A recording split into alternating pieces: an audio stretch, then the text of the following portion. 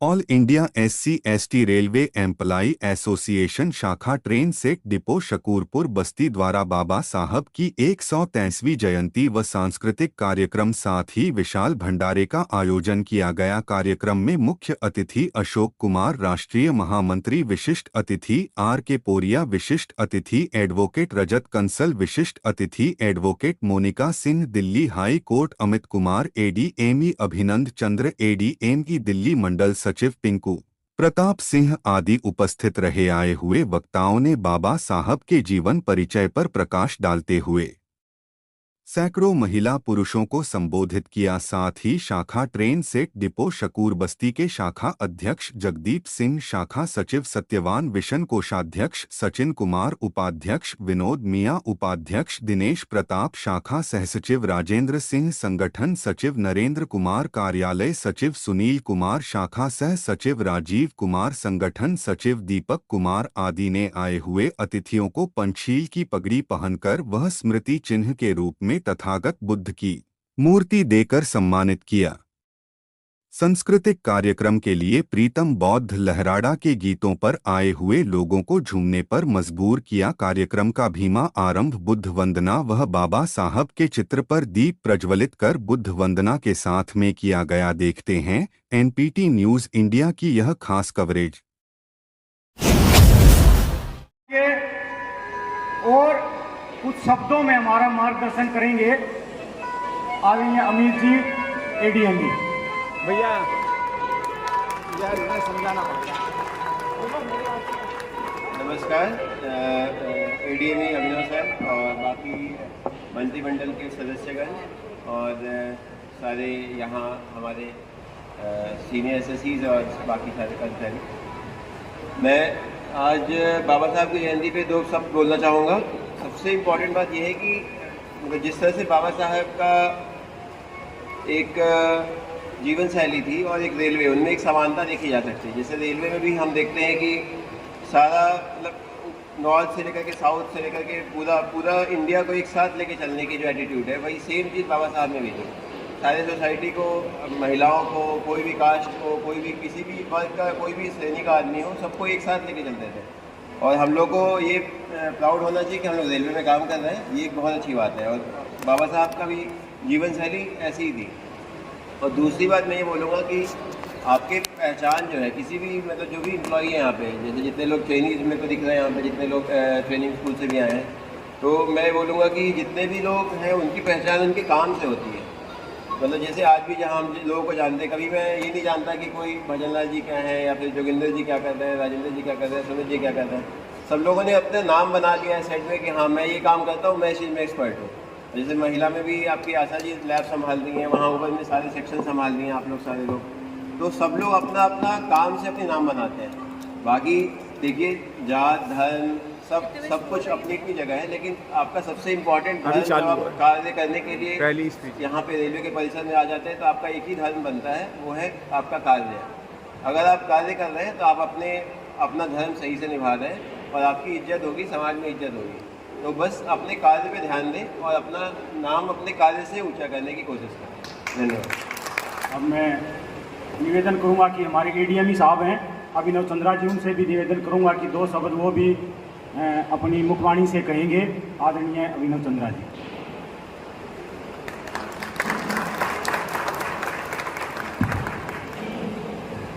नमस्कार। स्टेज पे उपस्थित सभी डिग्निटरीज एंड ऑफिसर्स, आज हम उपस्थित हुए हैं यहाँ श्री अंबेडकर साहब जी के जो हमारे देश के प्रति कंट्रीब्यूशन रहा है उसको एक्नॉलेज करने के लिए। तो मैं ज़्यादा समय ना लेते हुए बस यही कहना चाहूँगा कि जो अंबेडकर जी थे, उनका जो हमारे देश का संविधान है उसको ड्राफ्ट करने में बहुत ही महत्वपूर्ण योगदान रहा है। और अगर आप देश के संविधान को पढ़ेंगे तो उसके हर एक लाइन बहुत ही सोच समझ के, बहुत ही वर्ड्स को बहुत ही चुन के उसको ड्राफ्ट किया गया है। अगर आप एक लाइन को पढ़ेंगे तो उसका मतलब जो है एक पेज में लिखा जा सकता है। तो यहाँ उपस्थित सभी साथियों से मेरा आज ये अनुरोध रहेगा कि आप जो दिन का कुछ समय निकाल के बस दिन में आप एक संविधान का एक पेज पढ़िए। आप एक पेज पढ़ेंगे तो उसमें उसको पढ़ के आपको खुद ये महसूस होगा कि मतलब जो देश में कैसे कैसे चीज़ें चलती हैं, मतलब कॉन्स्टिट्यूशनल फ्रेमवर्क क्या होता है, जो देश की मतलब गतिविधियाँ होती रहती हैं किस प्रकार होती हैं, उसके बारे में आप ज़्यादा अवेयर रहेंगे और एक मोर रिस्पॉन्सिबल और अवेयर सिटीजन रहेंगे।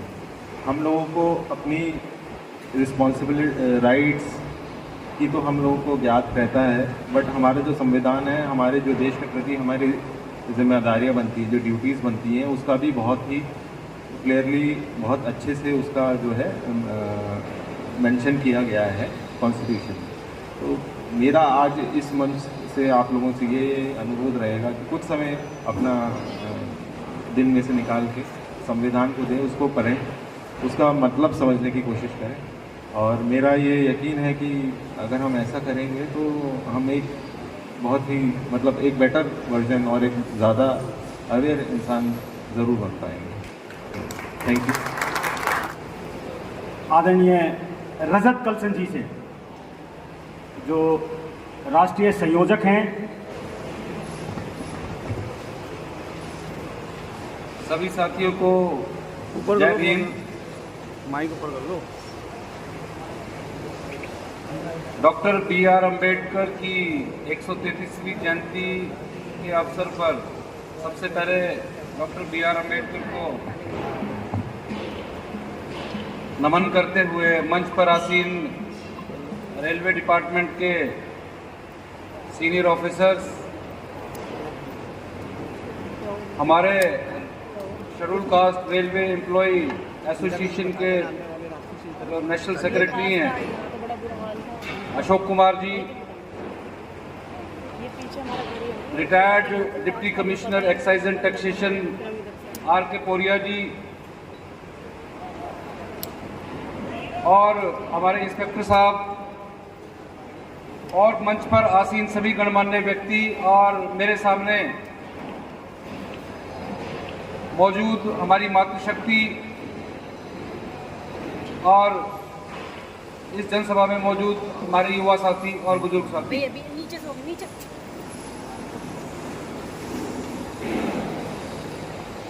साथियों, मैं एक सोशल एक्टिविस्ट हूँ। अगर आप कहेंगे कि दलित ह्यूमन राइट एक्टिविस्ट हूँ तो गलत नहीं होगा। आप लोग कहेंगे कि हमने ह्यूमन राइट एक्टिविस्ट तो सुने हैं लेकिन दलित राइट एक्टिविस्ट नहीं सुना, क्योंकि हम लोगों ने अतीत में भी इस तरह की चीज़ें देखी हैं, अपने समाज के साथ एट्रोसिटी की, डिस्क्रिमिनेशन की,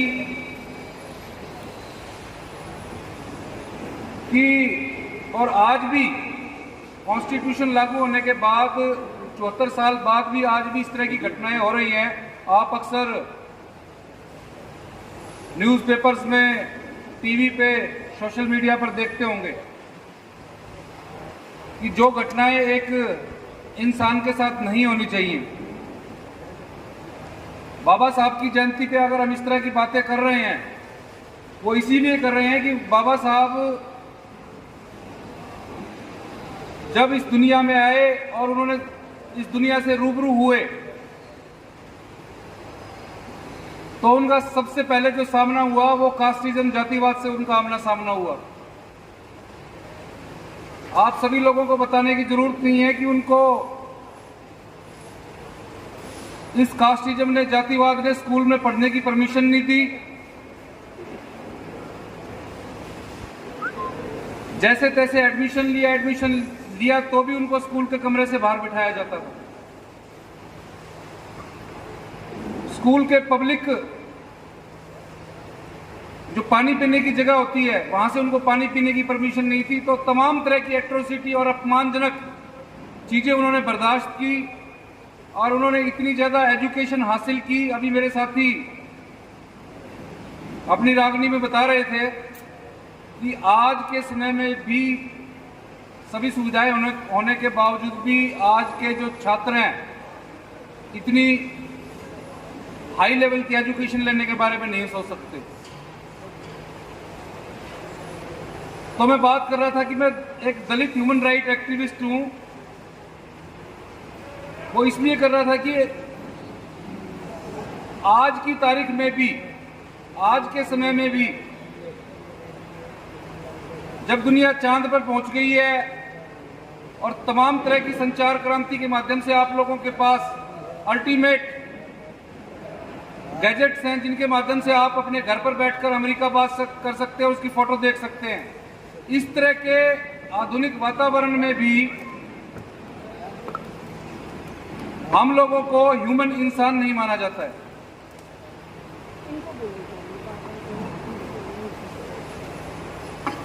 ह्यूमंस के लिए बहुत मशहूर रेपुटेटेड सामाजिक कार्यकर्ता हैं जिनके नाम आप लोगों ने सुने होंगे, लेकिन जब मानवाधिकारों की बात आती है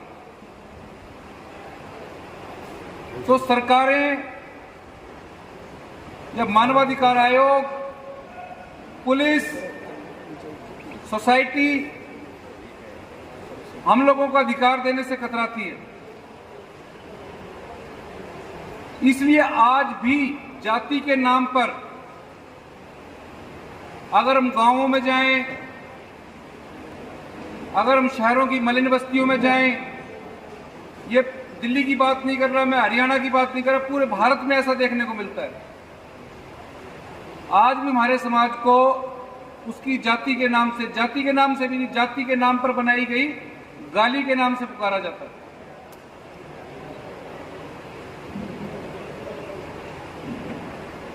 आज भी जाति के नाम पे मारा पीटा जाता है, मर्डर किए जाते हैं। जाति के आधार पर SC ST समाज की लड़कियों को सेक्सुअली एक्सप्लॉइट किया जाता है, उनका रेप किया जाता है, गैंग रेप किया जाता है, उनकी जान ले ली जाती है और बस्तियों में आग लगाई जाती है, कत्लेआम किया जाता है। मैं कोई आपको लिटरेचर वाली बातें नहीं बता रहा हूं, ये वो बातें हैं जो मैंने खुद अपने 15 साल के वकालत के कैरियर में, एक ह्यूमन राइट एक्टिविस्ट के कैरियर में जो मैंने केसेस देखे,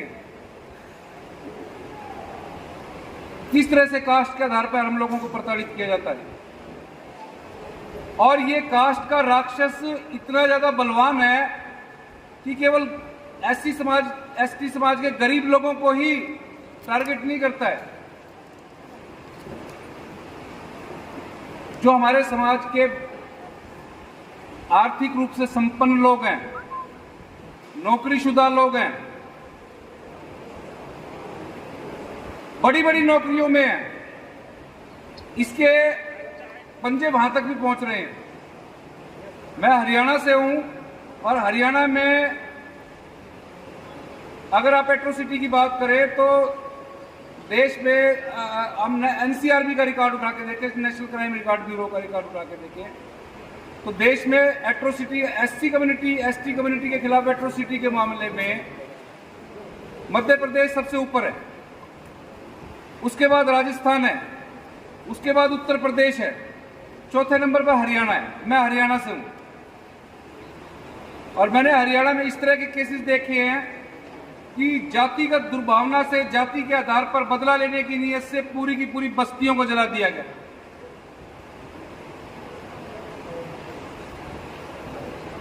हो सकता है कुछ लोगों के लिए ये बात डाइजेस्टेबल ना हो,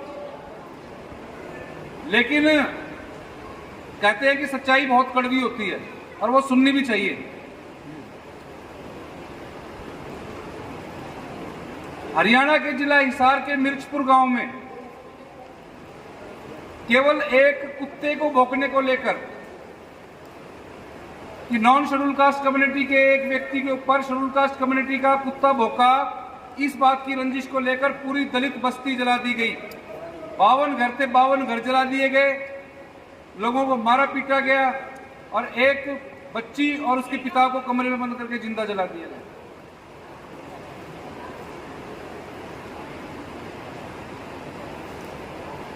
एक SC कम्युनिटी की लड़की को सरेआम सड़क से उठाया जाता है, स्कॉर्पियो में ले जाके नहर के किनारे उसको ले जाके रेप किया जाता है, उसको वीडियो बनाया जाता है और उसको कहा जाता है कि अगर ये बात किसी को कही तो ये वायरल कर देंगे, और उसके बाद भी वो वीडियो वायरल कर दी जाती है। और जब वो वीडियो वायरल करके उसके फादर के पास पहुंचती है तो उसका फादर सुसाइड कर लेता है। मैं इस सब के बीच में सरकार को, पुलिस को क्यों लेके आता हूं? इसलिए लेके आता हूं कि हर एट्रोसिटी के मामले में सरकार ये कहती है कि एफआईआर दर्ज मत कराओ। जो जाति के आधार पर बनी खापे पंचायतें हैं वो भी ये कहते हैं कि इस मामले को कोर्ट कचहरी पुलिस में मत लेके जाओ। डीसी एसपी भी ये कहते हैं कि इस मामले को यहीं रहने दो। और जो मैंने आपको रेप का मामला बताया, उसके फादर का सुसाइड वाला मामला बताया, उस मामले में भी पुलिस ने इतनी हीनियस क्राइम की घटना होने के बावजूद भी उसमें एफआईआर दर्ज नहीं की। और एफआईआर दर्ज की तो इस तरह से एफआईआर दर्ज की कि उस मामले में ये बताया गया कि जो कुछ हुआ है मेरी मर्जी से हुआ है, जबकि उस लड़की पर पेपर्स पर जब उसके दस्तखत लिए गए, जब उसके बाप की डेड बॉडी उसके सामने पड़ी थी। तो बीइंग एक्टिविस्ट हम लोगों ने जो मिर्चपुर का केस था उस केस में लड़ाई लड़ी, और उस केस में उस गांव के 103 आरोपी जो उस बस्ती को जलाने में थे, लोगों को जिंदा जलाने में थे, उन लोगों के केस को हमने हिसार से दिल्ली ट्रांसफर कराया। और दिल्ली की कोर्ट से दिल्ली ट्रांसफर इसलिए कराना पड़ा क्योंकि जातिवादी गुंडे वहां पर इतने हावी थे कि अदालतों में भी उन्होंने केस नहीं चलाने दिया। और यहां दिल्ली की अदालत से हमने विपरीत परिस्थितियों में उस केस में कन्विक्शन लिया। हरियाणा और इंडिया की हिस्ट्री में SC/ST एक्ट में इतना बड़ा कन्विक्शन कभी नहीं हुआ कि 12 लोगों को उम्र कैद की सजा हुई, बाकी सभी लोगों को 5-5 साल की, 2-2 सालों की सजा हुई इसमें। और इसी तरह उस रेप के केस में, उस केस में भी जो आरोपी थे उनको हमने अरेस्ट कराया पुलिस के ऊपर प्रेशर बना के, और उनको अदालत में सजाएं दी। तो ये बात आपको इसलिए बता रहा हूं मैं कि मानवाधिकार की मैंने बातें की थी।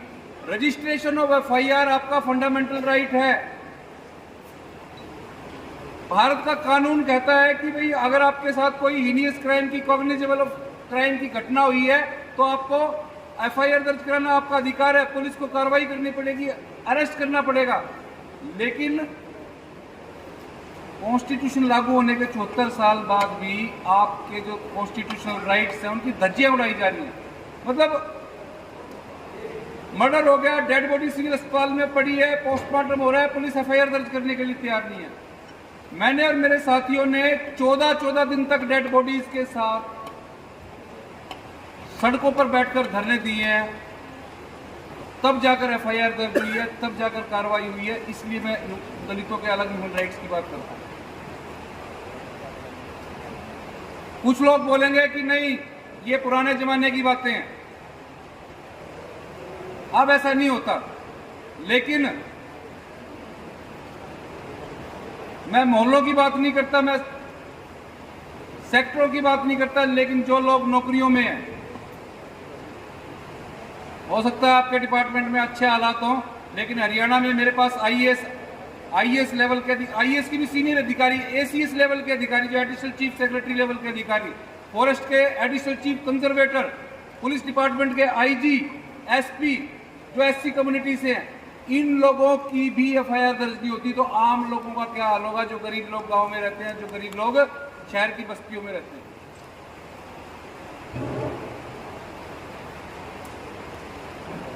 तो साथियों, आज डॉक्टर BR अम्बेडकर की हम लोग जयंती मना रहे हैं, और डॉक्टर BR अम्बेडकर ने हम लोगों को कॉन्स्टिट्यूशन के माध्यम से 3-4 बड़ी इंपॉर्टेंट जो कॉन्स्टिट्यूशन में प्रोविजन डाले थे, अधिकार दिए थे। आर्टिकल 17 में डॉक्टर BR अम्बेडकर ने अपनी एक कलम से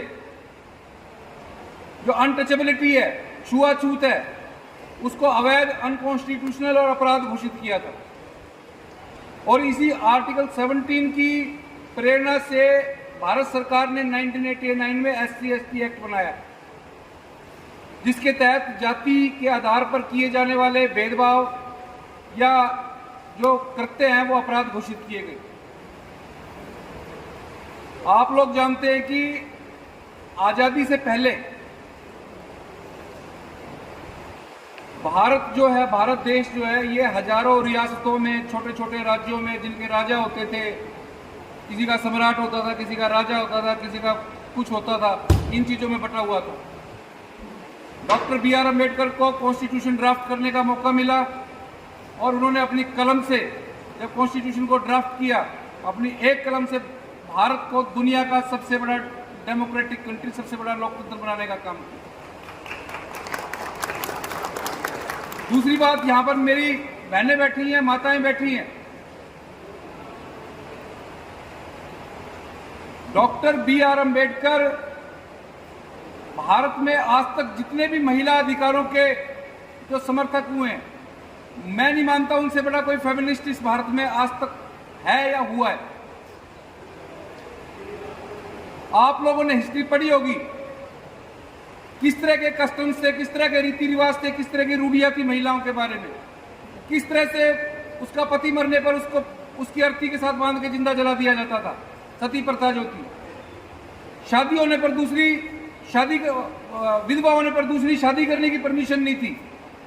पति कितने अत्याचार करे, उसको कोर्ट में जाने का, पुलिस में जाने का कोई अधिकार नहीं था। लेकिन बाबा साहब जब कानून मंत्री बने तो पार्लियामेंट में हिंदू कोड बिल लेके आए और महिलाओं को तमाम तरह के अधिकार दिए, जिसमें अगर वो पति से तंग है तो उसको डाइवोर्स पिटीशन फाइल करने का अधिकार है, उसको मेंटेनेंस लेने का अधिकार है, उसको अपने माँ बाप की प्रॉपर्टी में से हिस्सा लेने का अधिकार है। तो महिलाओं को सबसे ज्यादा शुक्रिया अदा करना चाहिए डॉक्टर B.R. अम्बेडकर का कि केवल SC/ST समाज की महिलाओं की बात मैं नहीं कर रहा, मैं भारत के सर्व समाज की महिलाओं की बात कर रहा हूं। बाबा साहब की देन है जो इंदिरा गांधी जैसी महिला भारत की प्रधानमंत्री बनी, बहन मायावती जैसी महिला उत्तर प्रदेश जैसे देश के सबसे बड़े राज्य की 4 बार मुख्यमंत्री बनी, और आज महिलाएं एक ऑनरेबल स्कोर में पार्लियामेंट में देश की विधानसभा में मौजूद है। ये सारी बाबा साहब की देन है।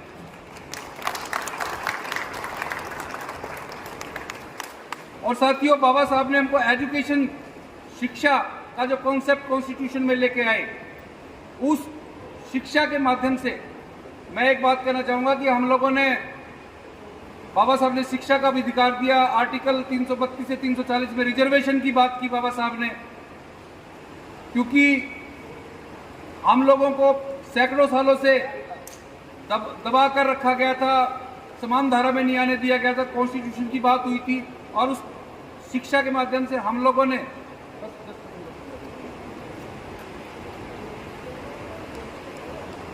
जो एजुकेशन की बाबा साहब ने बात की, उस एजुकेशन के माध्यम से हम लोगों ने शिक्षा जरूर ली,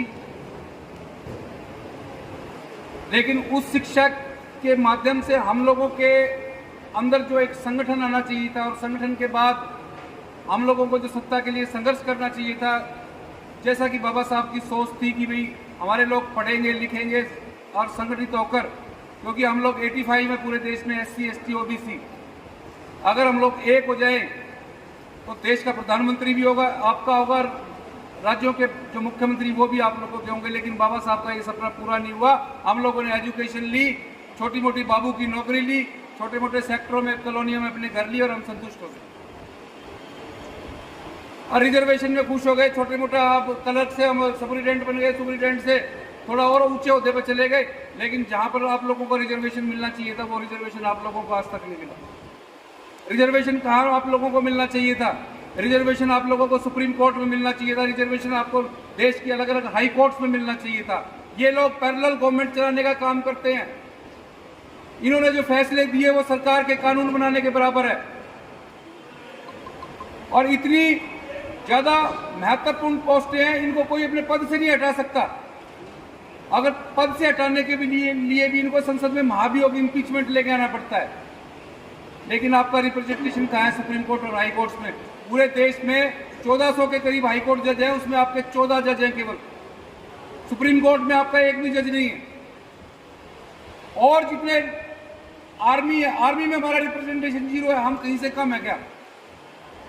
नीति आयोग, IRDA, सेबी, इस तरह की जो संस्थाएं हैं, देश में इस समय कैबिनेट रैंक के 300 से ज्यादा कैबिनेट सेक्रेटरी रैंक के अधिकारी हैं जो एक्चुअल मायने में सरकार चलाने का काम करते हैं। पॉलिटिकल पार्टीज की सरकारें 5 साल में आती हैं, चली जाती हैं, लेकिन ये अधिकारी जो IAS अधिकारी हैं ये हमेशा बने रहते हैं। इसमें आपका रिप्रेजेंटेशन कितना है? कहने को एजुकेशन लेके हम IAS IPS बन गए, लेकिन आपके लोग खुड्डे लाइन पोस्टों पर हैं। आपके आईपीएस अधिकारी जिलों में एसपी की पोस्टों पे नहीं है, आपके आईएएस अधिकारी जिलों में डीसी की पोस्ट पे नहीं है। तो बाबा साहब की जयंती पर केवल हाँ जय भीम किया, उन साहब ने गौतम बुद्ध की कुछ चौपाइयां सुनाई और यहाँ पे भंडारा खा के हम घर चले गए, इससे कुछ आने जाने नहीं है। बाबा साहब ने जो बातें कही थी, शिक्षित बनो, संघर्ष करो और संगठित होकर सत्ता में आओ। दूसरा एक बात बाबा साहब ने ये कही थी कि भाई गुनाह करने वाले से, जुल्म करने वाले से, जुल्म सहने वाला ज्यादा बड़ा गुनहगार है। हम लोग खास तौर पर कर्मचारी वर्ग, अधिकारी वर्ग केवल इसलिए एट्रोसिटी, भेदभाव सहते रहते हैं कि भाई हमारी नौकरी से पहले कभी चार्जशीट ना हो जाए, कोई स्पष्टीकरण ना आ जाए, कभी पेंशन जाने से पहले हमको घर ना बिठा दे। अगर जिस तरह से हमारे साथियों ने all India railway employ association बनाई है, इस तरह के मजबूत संगठन बना के हर डिपार्टमेंट के लोग रहें तो किसी की इतनी हिम्मत नहीं होगी कि आप लोगों को छेड़ सके।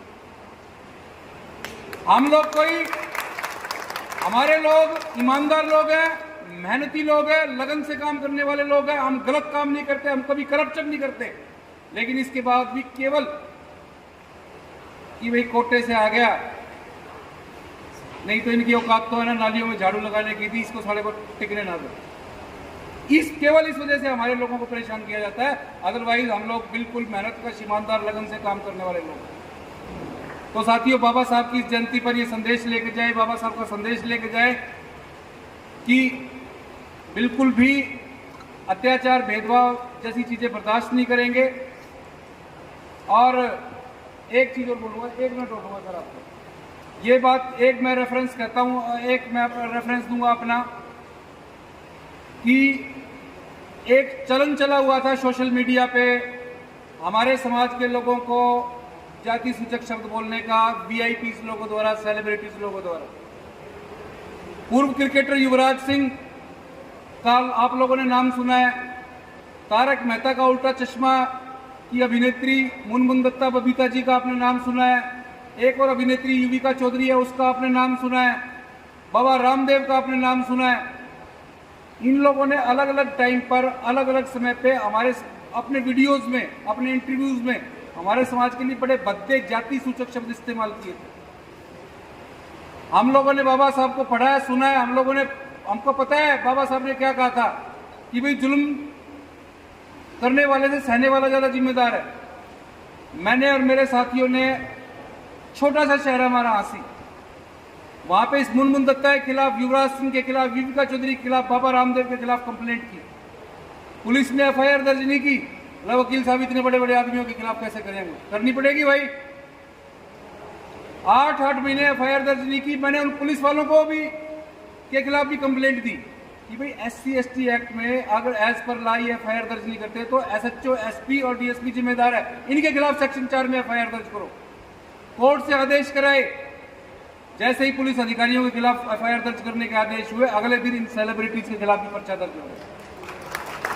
इन सेलिब्रिटीज के खिलाफ पर्चा दर्ज हुआ।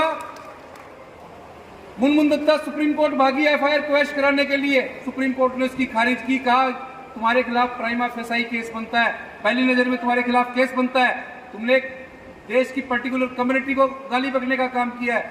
युवराज सिंह हाई कोर्ट गया, हाई कोर्ट ने उसकी पिटीशन खारिज की कि तुम्हारे खिलाफ पहली नजर में केस बनता है, उसकी पिटीशन खारिज की।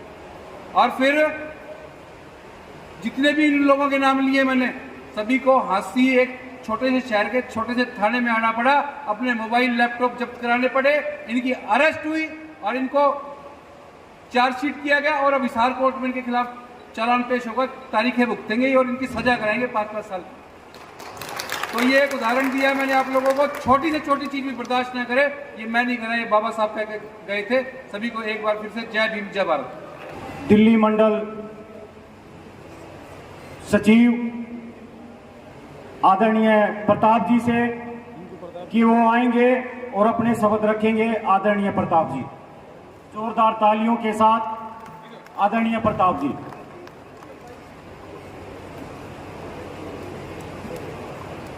धन्यवाद सत्यवान जी।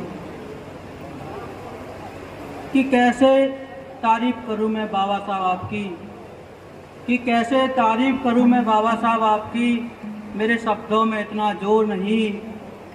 सारी दुनिया का इतिहास पढ़ा है मैंने, लेकिन आपकी जैसा कोई और नहीं।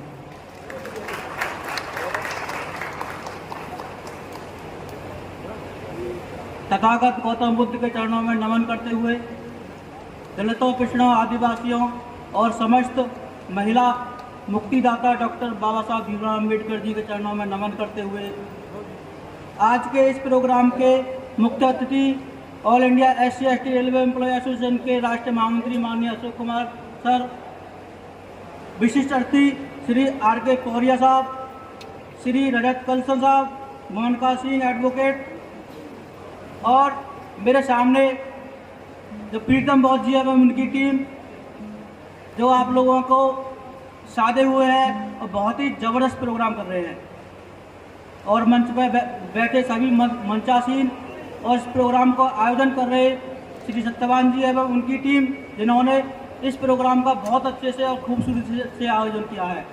और मैं देख रहा हूँ कि काफ़ी संख्या में लोग बैठे हुए हैं। सभी को मेरा जय भीम, जय भारत, नमो बुद्धाय। साथियों,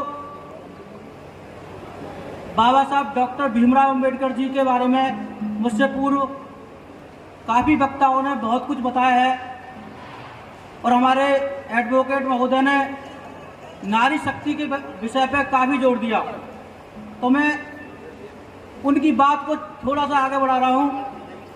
बाबा साहब कहते थे कि मैं किसी समाज की उन्नति वहाँ की नारियों की उन्नति से नापता हूँ। वहाँ की नारियाँ जितनी ज़्यादा उन्नति करेंगी, वो समाज उतना ही प्रोग्रेस करेगा। साथियों, डॉक्टर बाबा साहब अम्बेडकर को दलितों, पिछड़ों का मसीहा कहना उनके साथ में बेईमानी करने जैसा है, क्योंकि डॉक्टर बाबा साहब अम्बेडकर जी ने केवल दलितों के लिए या फिर किसी विशेष वर्ग के लिए ही कुछ नहीं किया था, उन्होंने संपूर्ण देश के लिए, संपूर्ण विश्व के लिए किया था। क्योंकि आज जो भारतीय संविधान आप भारत में देखते हैं, जिसकी वजह से भारत का सर्वांगीण विकास हो रहा है, भारत का चहुमुखी विकास हो रहा है, तो बाबा साहब डॉक्टर भीमराव अम्बेडकर जी के संविधान की बदौलत है। और उस संविधान की कॉपी करने के लिए विदेश के बड़े बड़े नेता, सारे विदेश के लोग उसकी कॉपी करने के लिए लालायित हैं।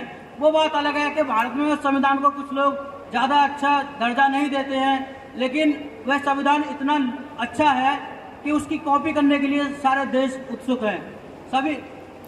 सभी कहते हैं कि ऐसा महापुरुष काश हमारे देश में पैदा हुआ होता। साथियों, वह दौर था जब बाबा साहब पैदा हुए थे, जब उनको पानी पीने का, स्वच्छ पानी पीने का अधिकार नहीं था, लेकिन उन्हीं बाबा साहब ने आपके लिए बिस्लरी की बोतलें खुलवा दी। वह दौर था जहाँ पर कानून में आपकी बात नहीं सुनी जाती थी। आज बाबा साहब ने आपके लिए कानून में लोगों को घुसवा दिया। वही दौर था जहाँ पे नेता तो दूर की बात, चपरासी बनने की आपकी हैसियत नहीं थी, लेकिन बाबा साहब ने आपको बहुत बड़े बड़े मंत्री पद पर बैठवा दिया। तो बाबा साहब का एहसान हम अपना खून का एक एक कतरा देकर भी नहीं उतार सकते हैं। साथियों, बाबा साहब डॉक्टर भीमराव अम्बेडकर को छात्रवृत्ति पर बड़ौदा के नरेश शाहजी गायकवाड़ ने पढ़ने के लिए विदेश भेजा था। तो उनके विषय में एक प्रचलन है कि बाबा साहब पर उन्होंने कोई एहसान किया था। तो मैं इस मंच के माध्यम से बता देना चाहता हूं कि बाबा साहब बहुत ही प्रतिभा के धनी थे, और उस समय एक सिस्टम था उनके राज्य में कि एक एग्जाम लिया जाता था। उस एग्जाम में कुछ बच्चों को सेलेक्ट किया जाता था, फिर उनको छात्रवृत्ति लेकर विदेशों में पढ़ने के लिए भेजा जाता था। बाबा साहब उस समय उस छात्रवृत्ति के लिए अव्वल आए थे, प्रथम आए थे, इसलिए उनको छात्रवृत्ति में भेजा गया था। वो भी एक बॉन्ड पे साइन करके भेजा गया था कि आप जब वहाँ से आएंगे तो आने के बाद में हमारे रियासत में आपको नौकरी करनी पड़ेगी। बाबा साहब आए और विदेशों में पढ़ के आए, उन्होंने यहाँ पर बड़ौदा नरेश के यहाँ पर एक उच्च पद पर नौकरी भी करी, लेकिन उनको वह सम्मान नहीं मिला जो मिलना चाहिए था। तो बाबा साहब सोचते थे इस बात को लेके कि जहाँ विदेशों में उनकी इतनी इज्जत होती है, लोग इतना उनका लोहा मानते हैं, लेकिन अपने देश में ही उनकी बेकदरी है। तभी बाबा साहब ने ठाना था कि मैं कुछ ऐसा करके जाऊंगा जिससे जो प्रताड़ना जो शोषण मुझे मिला है वो मेरे समाज को नहीं मिलना चाहिए। साथियों, सत्यवान जी ने पहले ही इशारा कर दिया था कि समय का अभाव है और काफ़ी वक्तागण अभी बोलने के लिए है। हमारे राष्ट्रीय महामंत्री जी बैठे हुए हैं जिनको आप लोग सुनेंगे। अंत में मैं यही कहूँगा कि मैं all India SC/ST railway employ association का मंडल मंत्री हूँ। उसके नाते मैं आज यहाँ पे आप लोगों के बीच में रहूँ। आप लोगों की जो भी समस्याएं हैं, क्योंकि हमारा SC/ST एसोसिएशन जो हमारा संगठन है वो बाबा साहब का ही एक उपक्रम है, बाबा साहब की ही देन है। उन्हीं के विचारों पर आधारित हमारा संगठन है, उनके विचारों पर आधारित ही हम कार्य करते हैं और संगठन के माध्यम से अधिकारियों से और प्रशासन से आपके हितों के लिए लड़ने का कार्य करते हैं। मुझे आज देखकर बड़ा ही प्रसन्नता हो रही है कि मेरे सामने हमारे लोको पायलट साथी बहुत सारे बैठे हुए हैं। ये वो साथी हैं जो फ्रंटलाइन वर्कर बोलते हैं, इनके लिए जो रात दिन गर्मी वर्षा ठंड कोहरा उसमें रेल को सुचारू रूप से चलाने के लिए अपनी जी जान लगा लेते हैं। तो उनके लिए भी भाई एक तालियां तो बनती है। साथियों, मैं अपनी भाषा को यही विराम दूंगा क्योंकि समय का अभाव है। जय भीम, जय भारत, नमो। अब मैं बुलाना चाहूँगा हमारे विशिष्ट अतिथि हैं, कमिश्नर हैं, आदरणीय RK पोरिया जी कि वो आए और हमारा मार्गदर्शन करेंगे। आदरणीय RK पोरिया जी, धन्यवाद। तथागत गौतम बुद्ध को नमन करते हुए, बाबा साहब भीमराव अम्बेडकर को नमन करते हुए इस आयोजन के सूत्रधार भाई सत्यवान जी, भाई प्रीतम बोध जी, मंच पर बैठे SC/ST एसोसिएशन के चेयरमैन या महामंत्री अशोक कुमार जी, भाई रजत कलसन जी, मंचासीन सभी व्यक्ति, प्यारे भाइयों और बहनों, मैं सबसे पहले आपको बाबा साहब के जन्मदिन 133वें जन्मदिन की बधाई देता हूं और ये आशा करता हूं कि ये जन्मदिन इसी प्रकार से मनाया जाता रहेगा। दोस्तों, हमारे एक साथी कहा करते हैं, अरे कर सको तो अपनी वाणी में ऐसा हुनर पैदा करो जो बदल दे रुख हवाओं के ऐसा असर पैदा करो। जीना चाहते हो मान सम्मान से, घर घर में अम्बेडकर पैदा करो, घर घर में अम्बेडकर पैदा करो। सब दोस्तों अम्बेडकर तो पैदा नहीं कर सकते, लेकिन उनके विचारों को जरूर पैदा जीवित कर सकते हैं, उनके विचारों को आगे बढ़ा सकते हैं। मैं जहाँ तक जानता हूँ कि बाबा साहब इस दुनिया के सबसे महानतम व्यक्ति थे। आप पूछेंगे कि दुनिया में तो बड़े बड़े महान व्यक्ति हुए हैं, लेकिन मैं एक बात बताता हूँ कि दुनिया में आज़ादी के लिए जितनी क्रांतियाँ हुई उसमें सबसे पहले क्रांति इंग्लैंड में हुई थी 1649 ईस्वी, जिसमें वहाँ के राजा और वहाँ की रानी दोनों मारे गए। दूसरी क्रांति 1776 ईस्वी में अमेरिका में हुई और वो इंग्लैंड की क्रांति, लोग एक थिंकर थे, बहुत बड़े विचारक थे इंग्लैंड के, उसके विचारों की वजह से वो क्रांति हुई और उस देश में मोनार्की की जगह लिमिटेड मोनार्की नाम का राज आया। दूसरी क्रांति 1776 ईस्वी में अमेरिका में हुई, जॉर्ज वाशिंगटन, बेंजामिन फ्रैंकलिन ने की। विचार किसके थे? मॉन्टेस्क्यू नामक राइटर था, बहुत बड़े विचारक थे अमेरिका के, उनके विचार थे। तीसरी क्रांति हुई रूस के अंदर, फ्रांस के अंदर। उस फ्रांस की क्रांति में वहाँ का राजा मारा गया, लुई 16वां, वहाँ की पत्नी थी रानी आंतियनेत को मारी गई और लाखों लोगों का कत्ल हुआ। इसी प्रकार 1917 में क्रांति हुई, वो क्रांति रूस में हुई, जिसको बोल्शेविक क्रांति के नाम से जानते हैं। उस क्रांति में राजा निकोलस II मारा गया, जिसको जार कहते थे। इन सारी क्रांतियों में विचार किसी और के थे, क्रांति करने वाला कोई और था, लेकिन भीमराव अंबेडकर ने जो क्रांति की इस देश में, वहाँ किसी के खून का कतरा तक नहीं बहा। वो विचार भी उनके थे, क्रांति भी उन्होंने की, इसलिए मैं दुनिया का सबसे बड़ा व्यक्ति मानता हूँ। बाबा साहब भीमराव अंबेडकर को दुनिया का सबसे बड़ा थिंकर, सबसे बड़ा सोशलिस्ट, सबसे बड़ा इकोनॉमिस्ट, सबसे बड़ा लॉयर वो आदमी था जिसने हमारे देश का कॉन्स्टिट्यूशन बनाया। मैं अगर थोड़ी सी पृष्ठभूमि बताने के बाद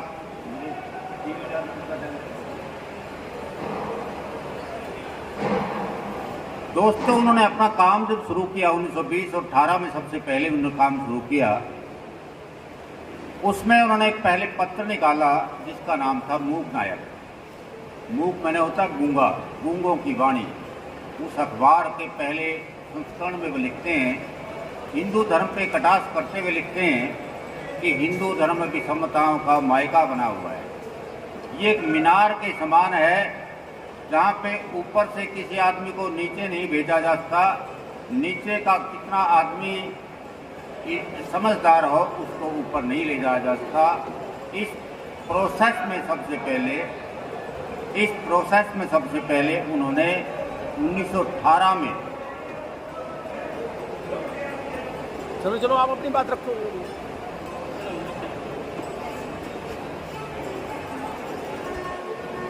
बिठा ले यार इनको। 1918 में इस देश के अंदर एक कमेटी आई थी जिसको साउथ ब्रो कमेटी के नाम से जानते हैं। उस कमेटी के सामने दो आदमियों ने अपने विचार व्यक्त किए थे, मेमोरेंडम दिए थे। बैकवर्ड क्लासेस की तरफ से भास्कर राव जाधव नामक व्यक्ति ने अपना मेमोरेंडम दिया। बाबा साहब भीमराव अंबेडकर ने अपना मेमोरेंडम किसके लिए दिया? दलितों के लिए दिया। और सबसे पहले वोट का अधिकार दलितों के लिए मांगने वाले बाबा साहब भीमराव अंबेडकर थे। उनकी बातों को पूरा नहीं माना गया, लेकिन 1919 का जो एक्ट आया उसमें कुछ शेड्यूल्ड कास्ट के लोगों को नॉमिनेशन का अधिकार प्राप्त हुआ। उससे पहले कोई अधिकार नहीं था। हमारे लोगों को 3% लोग, जो सारे भारतवर्ष के 3% लोगों को वोट देने का अधिकार था। उसके बाद नॉमिनेशन के अधिकार के बाद हमारे लोग कार्यपालिका में और विधान पालिका में नॉमिनेट होने लगे। उससे पहले कोई अधिकार नहीं। लेकिन उसके बाद जो देश में 1919 के एक्ट के बाद इस देश में साइमन कमीशन आया 1928 में। उस साइमन कमीशन के सामने बाबा साहब ने अपने विचार व्यक्त किए। उसके एक मेंबर थे क्लेमेंट एटली, जो बाद में इंग्लैंड के प्रधानमंत्री बने। उस क्लेमेंट एटली को बाबा साहब ने समझाया कि हमें माइनॉरिटी का दर्जा दिया जाए। तो क्लेमेंट एटली ने कहा भी माइनॉरिटी का दर्जा क्यों दिया जाए, तुम तो हिंदू धर्म का अंग हो। बाबा साहब ने कहा कि हम हिंदू धर्म का अंग नहीं हैं। वो बोले भी तुम हिंदू धर्म का अंग क्यों नहीं हो? कहता भाई जब हमें सड़कों पे चलने नहीं दिया जाता, हमारे साथ रोटी बेटी का संबंध नहीं है, हमें स्कूलों में पढ़ने नहीं दिया जाता, इसलिए हम हिंदू धर्म का अंग नहीं हैं। अगर हम हिंदू धर्म का अंग होते तो हमें महाड़ के तालाब में पानी पीने दिया जाता जिसमें जानवर पानी पी सकते हैं। अगर हम हिंदू धर्म का अंग होते तो हमें नासिक के कालाराम मंदिर में जाने दिया जाता। इसलिए हमें हिंदू ना माना जाए और हमें माइनॉरिटी के सारे राइट्स हम लोगों को दिए जाए। तो बाबा साहब की बातों का बहुत बड़ा फर्क पड़ा। लेकिन साइमन कमीशन का इस देश में बहिष्कार किया गया। जो हमारी समस्याओं को जानने समझने के लिए आया था उनको बाइकाट कर दिया गया। जब उसका पूरा बाइकाट कर दिया गया तो अंग्रेज़ों ने सोचा कि एक मीटिंग लंदन में बुलाई जाए, भारत में इनको काम नहीं करने देंगे। तो पहली मीटिंग जो जिसको राउंड टेबल कॉन्फ्रेंस कहते हैं 12 नवंबर 1930 को लंदन में बुलाएगी। बाबा साहब ने वह भाषण दिया। पहला भाषण जो दिया बाबा साहब ने, उसकी 2-3 बातें बताऊंगा। बाबा साहब ने क्या कहा कि राजा जी, मैं उन दीनहीन लोगों की बात आपके सामने सुनाने आया हूँ जो भारत की जनसंख्या का 4था हिस्सा है। मैं उन लोगों की बात सुनाने आया हूँ जिनका इंग्लैंड, आयरलैंड और स्कॉटलैंड की जितनी पॉपुलेशन है उतनी जितनी पॉपुलेशन हमारी है भारत के अंदर, उन लोगों के साथ जानवरों जैसा व्यवहार होता है। इसलिए मैं उनकी कठिनाई आपके सामने सुनाने आया। हम लोग, आपका राज आए हुए 150 साल बीत गए। आपने 150 सालों में कोई कानून बनाया ताकि हम स्कूलों में जा सकें? आपने कोई कानून ऐसा बनाया ताकि हम मंदिरों में जा सकें? आपने कोई ऐसा कानून बनाया जिससे किसानों का शोषण बंद हो सके? आपने कोई ऐसा कानून नहीं बनाया जिससे मजदूरों का शोषण बंद हो सके। अगर आपने ये कोई काम नहीं किया तो आपकी सरकार में मौजूदा सरकार में क्या अंतर है, इसलिए मैं आपकी भर्त्सना करता हूँ। तो बाबा साहब की बातें सुन के वहाँ का राजा जो जॉर्ज पंचम था, बताते हैं उनकी आंखों में आंसू आ गए। तो उन्होंने पूछा कि भाई अम्बेडकर आप चाहते क्या हो? तो उसने कहा कि मैं सबसे बड़ी बात क्या है कि मैं अपने समाज के लिए 2 बार वोट देने का अधिकार चाहता हूँ और मैं अपने समाज के लोगों के लिए सेपरेट इलेक्टोरेट का अधिकार चाहता हूँ। तो अंग्रेज़ों ने मंथन किया इस बात के लिए और इस बात के मंथन के बाद वो मीटिंग पोस्टपोन हो गई। फिर 1931 में दूसरी राउंड टेबल कॉन्फ्रेंस हुई। पहली राउंड टेबल कॉन्फ्रेंस में गांधी जी नहीं गए थे। दूसरी कॉन्फ्रेंस में जब गए तो गांधी जी ने सबसे पहले मांग की कि अंबेडकर को दलितों का प्रतिनिधि माना जाना चाहिए, क्योंकि मैं गांधी जी सच्चा प्रतिनिधि हूँ सारे दलितों का, अंबेडकर को कोई जानता भी नहीं है। जब बाबा साहब ने बात बताई भारत के लोगों को, पंजाब में मंगू राम मंगोवालिया जैसे लोगों ने लोगों की मीटिंग कर कर के कहा कि अरे अपने घर के पीपे का आटा बेच दो, लेकिन सारे लोग अंग्रेज सरकार को टेलीग्राम भेजो कि हमारा सच्चा प्रतिनिधि कौन है। तो लोगों ने सारे भारतवर्ष से टेलीग्राम भेजे सरकार को। लंदन में जब पता लगा कि सच्चा प्रतिनिधि गांधी नहीं अंबेडकर है, तो तब अंबेडकर को सच्चा प्रतिनिधि माना गया और गांधी जी की बातों को दरकिनार कर दिया गया। तो गांधी जी ने क्या मांगा, वहाँ सबसे बड़ी बात बता रहा हूँ। गांधी जी ने मांग की कि अगर भाई सिखों को आरक्षण का अधिकार मिले, मुझे कोई दिक्कत नहीं है। मुसलमानों को अधिकार मिले आरक्षण का, मुझे कोई दिक्कत नहीं है। अगर पारसियों और यहूदियों को मिले, मुझे कोई दिक्कत नहीं है। अगर ये अधिकार शेड्यूल्ड कास्ट के लोगों को मिलता है तो मैं जान की बाजी लगाकर भी इसका विरोध करूंगा। सबसे बड़ा भाषण ये था गांधी जी का। दूसरा क्या था कि उन्होंने मुसलमानों से कुरान की शपथ दिलाई। मिर्जा इस्माइल बेग उस समय के सबसे अमीर मुसलमान थे इस देश के, जिनका रिट्स होटल भी था बॉम्बे लंदन के अंदर। उनसे, आगा खां से, आसफ अली से एक कुरान पे शपथ दिलाई कि आप अम्बेडकर का साथ नहीं देंगे और गांधी जी का साथ देंगे। लेकिन बाबा साहब ने उनसे प्रार्थना की कि भाई हमने तुम्हारा कुछ नहीं बिगाड़ा, तुमने हमारा कुछ नहीं बिगाड़ा, तुम अपनी लड़ाई लो, हम अपनी लड़ाई लड़ते हैं। तब जाके मुसलमान न्यूट्रल हुए और बाबा साहब की बात मान ली। उसके बाद अंग्रेज़ों ने एक मैकडॉनल्ड नाम का व्यक्ति था जो इंग्लैंड का प्रधानमंत्री था, उसकी अध्यक्षता में एक मीटिंग बुलाई, एक कमीशन बनाया। उस कमीशन ने जो रिकमेंडेशन दी बाबा साहब की, वो दोनों बातें मान लेगी, 2 बार वोट देने का अधिकार और सेपरेट इलेक्टोरेट का अधिकार। जब बाबा साहब की दोनों बातें मानी गई, गांधी जी लंदन आ चुके थे। गांधी जी को असहयोग आंदोलन चलाने के चक्कर में उनको गिरफ्तार कर लिया गया था, वो यरबदा जेल में थे। गांधी ने वहीं से ये कहा कि अगर दलितों को आरक्षण का अधिकार मिला है तो मैं जान की बाजी लगाकर इसका विरोध करूंगा। तो उन्होंने 20 सितंबर 1932 को मरणवर्त जेल के अंदर रख दिया। 24 सितंबर 4 दिनों के अंदर उनकी हालत ख़राब हो गई। कस्तूरबा गांधी, गांधी जी की घरवाली, उनका लड़का देवदास गांधी बाबा साहब भीमराव अम्बेडकर से मिलने गए ताकि गांधी जी की जान बचाई जा सके, लेकिन बाबा साहब ने मना कर दिया कि हमारे तो करोड़ों बच्चे रोज़ भूख से मरते हैं, इसलिए मैं अपने लोगों की कुर्बानी नहीं दे सकता। तो अंत में जाके जब ज़्यादा दबाव पड़ा बाबा साहब पे, बाबा साहब ने 24 सितंबर 1932 को पूना पैक्ट पे साइन की।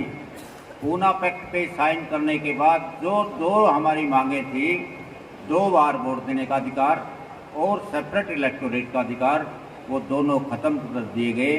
अब जॉइंट इलेक्टोरेट में चुनाव होता है, एक रिजर्व कैंडिडेट कॉन्स्टिट्यूंसी बना दी जाती है, उसमें हमारे लोगों की से कम होती है, दूसरे लोगों की ज़्यादा होती है।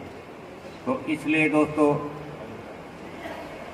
तो मैं क्योंकि समय का अभाव बताना तो मैं वो चाहता था बातें, तो अंत में मैं आपको फिर पुनः बधाई देता हूँ 133 जन्म की। जय भीम, नमो बुद्धाय। माननीय महामंत्री जी,